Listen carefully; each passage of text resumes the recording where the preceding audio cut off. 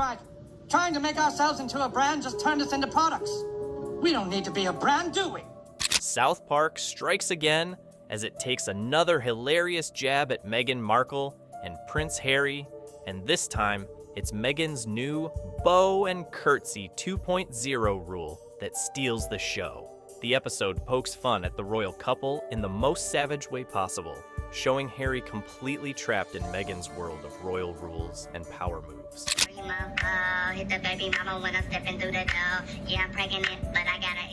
Fans are calling it the Bow Down to Meghan storyline, where Harry allegedly can't even meet King Charles unless he follows her curtsy rule. Yep, it's that crazy. Add South Park's classic humor and chaos, and it turns into a royal mess that everyone's talking about. So, is Meghan really the one pulling the strings again? Did South Park just expose the truth behind Harry's awkward royal comeback? And why does every episode make them look more out of touch than ever? Let's find out what really went down.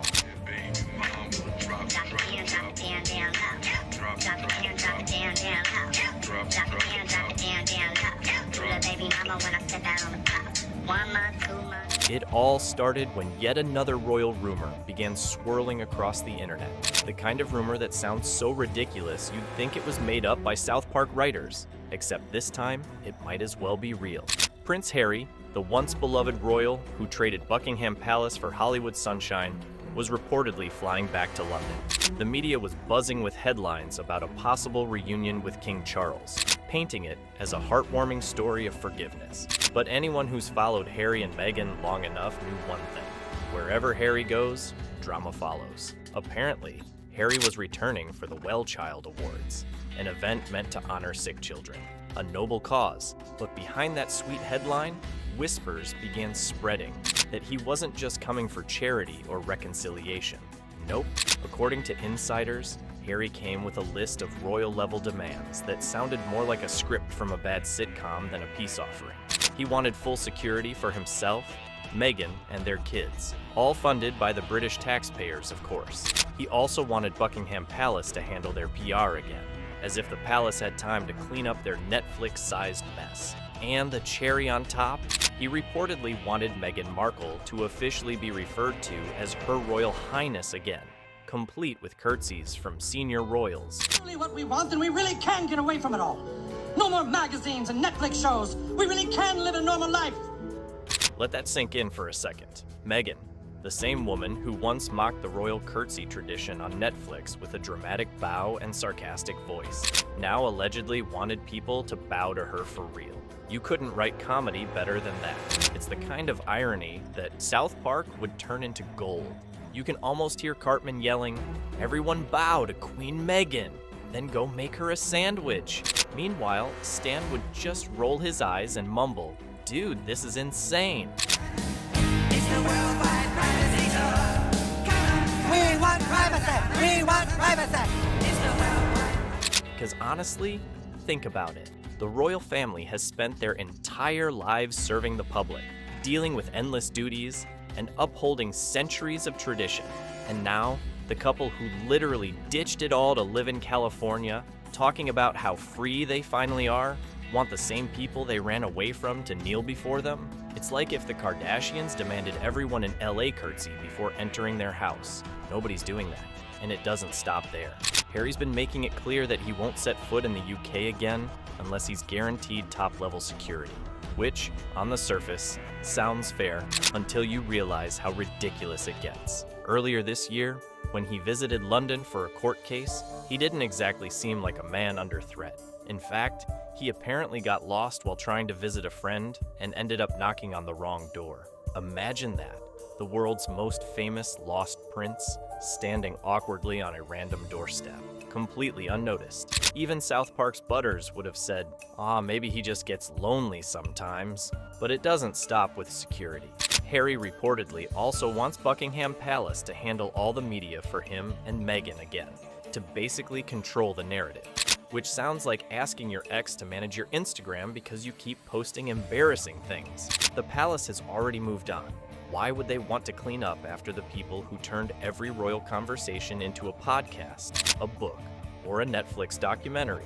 Every time Harry opens his mouth, something new ends up being monetized. And yet, this trip is supposed to be about peace. It's less a peace offering and more a power move. Yes, I'm sure you agree, darling. We can be the people we talked about being, with no more worries about how we look or the image we project to people. What matters is what we have on the inside. If South Park were writing this, Kyle would have summed it up perfectly. So basically, it's like, do what we say, or we'll go cry to Oprah again. And honestly, that's kind of the pattern. The world's tired. Even fans who used to support them are now saying, can we just not hear about them for 1 week? Meanwhile, on the other side of royal life, Prince William has actual responsibilities. He's raising 3 kids, supporting Kate through health struggles, attending endless royal events, and preparing to be king someday. He doesn't have time to deal with Harry's endless drama. Forgiveness is nice, sure, but it doesn't mean pretending the past didn't happen. You can forgive someone, but that doesn't mean you hand them the keys back after they've set the house on fire. And yet, Harry comes back with demands instead of apologies. Instead of saying, let's move forward, he's basically saying, do this, or we'll talk about you again on TV. It's like a royal version of high school drama, except with palaces and billion-dollar deals. It's the worldwide privacy show. We want privacy! We want privacy! It's the worldwide. But here's the truth. The whole Sussex brand that was once supposed to dominate Hollywood, it's fading fast. Their influence is dropping, their projects are flopping, and even their most famous friends seem to be stepping away. When even Oprah starts ghosting your calls, you know things have gone south. Kenny from South Park would have mumbled something like, even I could have found a job by now. Yes, that's right, friend. You see, my wife and I I are... was totally like, you should write a book because your family's like stupid and then so are like journalists. So you hate journalists. That's right. And now you wrote a book that reports on the lives of the royal family. Right. So you're a journalist. Meghan's latest show, With Love, Meghan, was supposed to be her big comeback, a cultural phenomenon, according to her. But the numbers told a different story. The first season got some views, sure, but season 2, nowhere to be found in Netflix's top 10. Not even hate watchers showed up this time. That's when you know it's bad. When people don't even watch to make fun of you anymore. Cartman would have said, dude, not even the bots streamed that thing. Of course, Meghan tried to spin it. She called it a continuation of a beautiful partnership, which basically means Netflix didn't renew the $100 million deal, but told them they could maybe pitch something again. It's what Netflix calls a first look deal, which is corporate talk for, we'll think about it if you stop embarrassing us. And that's when things took another strange turn. With their Hollywood projects tanking and their star power dimming, Harry and Meghan seem to reach for their last card, their kids. Suddenly, we start seeing more family moments on social media. Cute little clips of Archie holding a clapperboard, or Lilibet playing peekaboo with the camera crew. Sweet, sure, but insiders claim it wasn't just family fun. It was a test run, and apparently, it worked. People loved it. The media paid attention again. Now, Archie and Lilibet are slowly being included in what looks like the couple's new strategy, a rebrand through their children. You can practically hear Cartman's sarcasm. Oh sure, when in doubt, just put the kids on camera. People love babies. And Butters would have softly added, maybe they're just tired of doing all the work themselves. We just want to be normal people. All this attention is so hard. Isn't it true, sir, that your questionable wife has her own TV show and hangs out with celebrities and does fashion magazines? What are you suggesting? Well, I just think some people might say that your Instagram-loving wife actually doesn't want her privacy. How dare you, sir? My Instagram-loving wife has always wanted her privacy. And you know what else? To hell with Canada. We are leaving. It's funny, but also kinda sad. The same couple who said they left royal life to protect their children's privacy are now using them to rebuild their image. Privacy seems to only matter when someone else wants to take the pictures. When it's their own film crew, suddenly the cameras are welcome. And now comes the funniest twist of all. Rumors that Meghan wants to be addressed as Her Royal Highness again. The irony is beyond belief.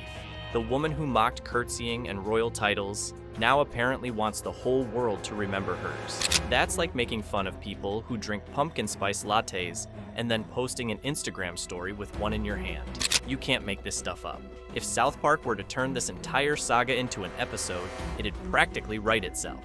Meghan sitting on a throne made of Netflix contracts, shouting, "Bow before me," while Harry stands beside her, nervously refreshing Instagram likes. Stan would shake his head and say, "Dude, they've lost it," while Kyle adds, "They're literally living their own parody now," because honestly, they kind of are. Every move they make, from demanding royal treatment while living in LA to turning family drama into entertainment, feels like a cartoon. They wanted freedom, but now they're trapped in the very spotlight they once claimed to hate. It's like they left the castle only to build their own stage in Hollywood and sell tickets. At the end of the day, the lesson practically writes itself. If Cartman were wrapping it up, he'd say, "Moral of the story, guys? Don't leave your castle if you still want to be treated like royalty."